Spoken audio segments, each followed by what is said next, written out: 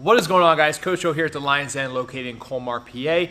I have decided to switch up my training and take a more hypertrophy approach for the next several months.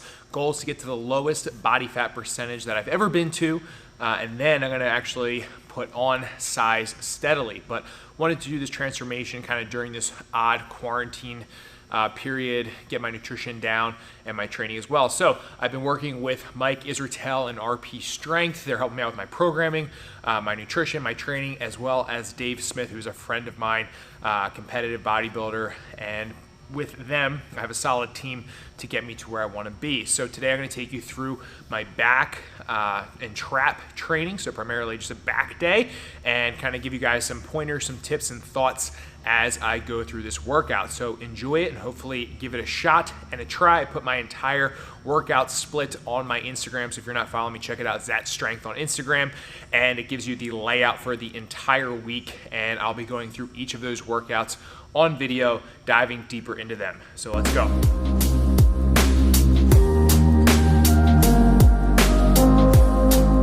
All right, my friends, so first movement on tap for back today was gonna be barbell row, but we're gonna row all the way up to our chest and touch our chest every single time.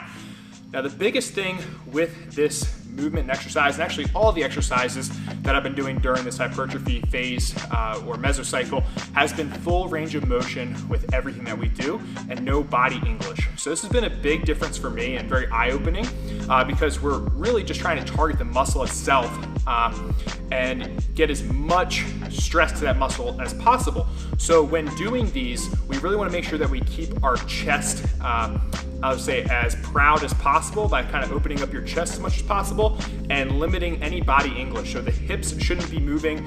This is something that I struggled with early on. I still have a little bit of issue with it, but I'm getting a lot better since when I started. And we want to make sure that we row all the way up using our lats to touch our chest. Now we're going to do that till about technical failure.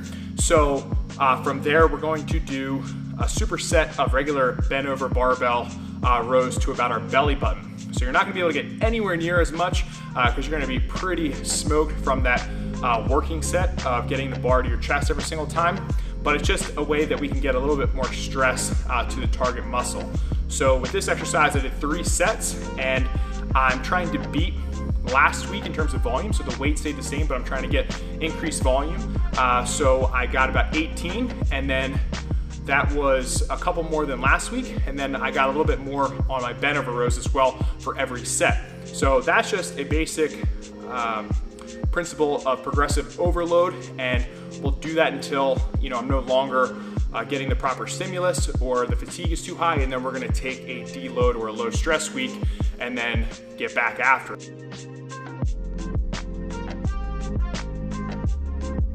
All right, next exercise on tap is gonna be the lat pull down. By far, one of my favorite back exercises, personally, just because it feels good, I like it, and I've noticed I get good growth in my back and lats from this exercise.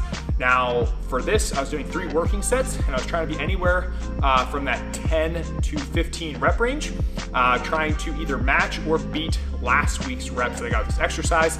I noticed my back felt a little bit more fatigued today, so I actually did really well in the rows, but on the lat pull down, I basically got the same amount as last week. Not really a big issue because it was still a good training session, but the goal is to progress or meet last week in terms of volume. So a couple of points of performance for this is we want to make sure that we're touching our chest with the bar every single time we pull it down.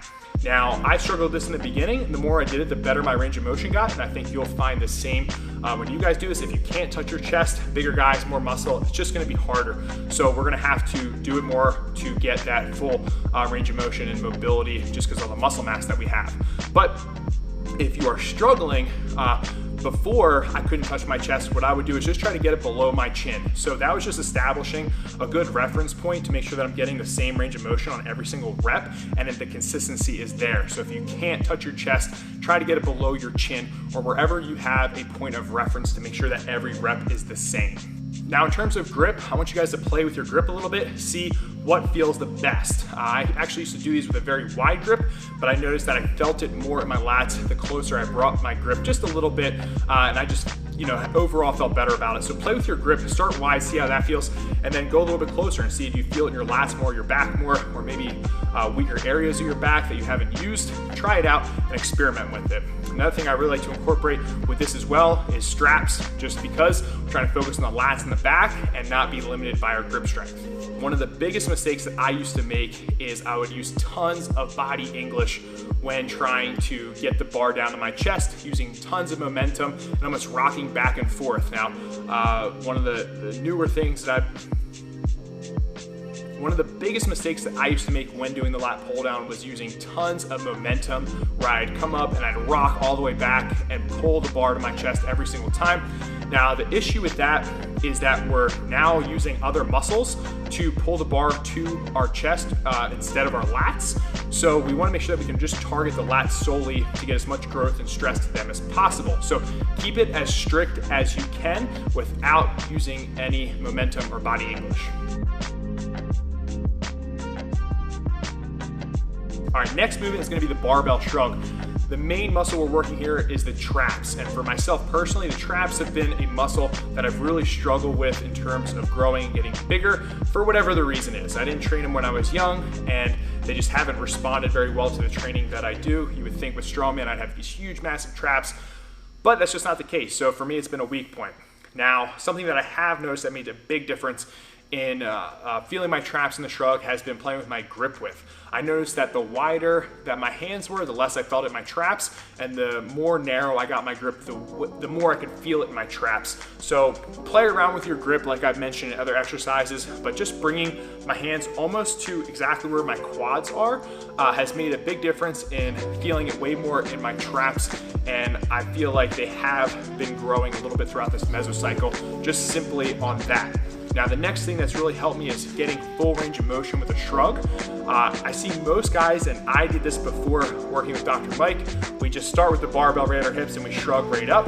But what Mike has taught me is to lengthen the trap as much as possible by almost letting your arms hang and then pulling all the way up and getting a little pause at the top. So you'll see in this video, I kind of let my arms hang a little bit. That's to just stretch out the tricep, get that full range of motion, and get as much amplitude at the top of the shrug.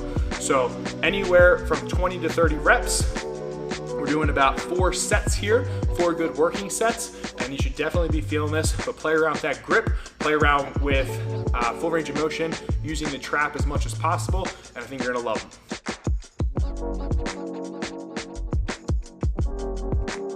All right, the last exercise is right after we're done the shrugs, we're gonna go to some barbell wrist curls.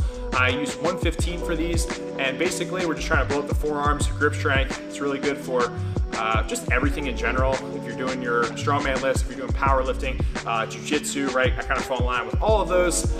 Very big fan of grip strength. So what I like doing for these is using a false grip. So my thumb is gonna be wrapped over top with my fingers and not around the bar. And I'm gonna let it hang all the way down to my fingertips, and then I'm going to roll it all the way up and try to get a slight pause at the top. So once again, full range of motion, open your hand up as much as you can, and then curl in the wrist and get a nice squeeze at the top. Did 4 sets here, anywhere from 10 to 15 reps. Sometimes at the end, I'll actually wrap my thumb back around with a normal grip, and I'll try to squeeze out anywhere from 3 to 4 extra reps with my thumb back around the bar. But you definitely will feel a gnarly forearm pump from these. And just from everything else that you did during this session, your forearms are gonna be nice and jacked. So there you guys have it. That is day 1 of back. I have another back day later in the week with a couple things that are swapped around. But I'm just excited to go through this journey, right? I haven't done hypertrophy training like this, like a bodybuilder, since I first started lifting, and I had no idea what I was doing. So I'm in good hands. I'm learning from some of the best guys in the industry. We got Coach Mike, we got Charlie, we have Coach Dave, who's a friend of mine, who's a professional bodybuilder and a jiu-jitsu brown belt, almost black belt, who's a monster, and I'm sure you guys will see him on the channel at some point. But these guys know what they're talking about, so I'm just trying to be a sponge and absorb it as much as possible and share that with you guys. So hopefully you're enjoying it. If you did, make sure you guys give the video a thumbs up. comment down below with what you thought of the video, or maybe some exercise that you really love doing for your back. And of course, subscribe to the channel. During these times, your support means everything to me. It keeps me going. It keeps me making these videos. I'm not gonna lie, things have been tough, okay? They've been tough for everybody.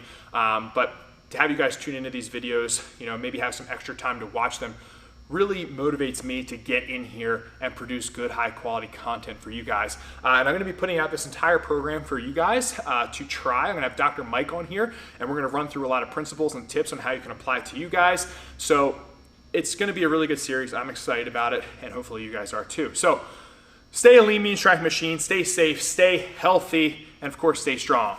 Peace.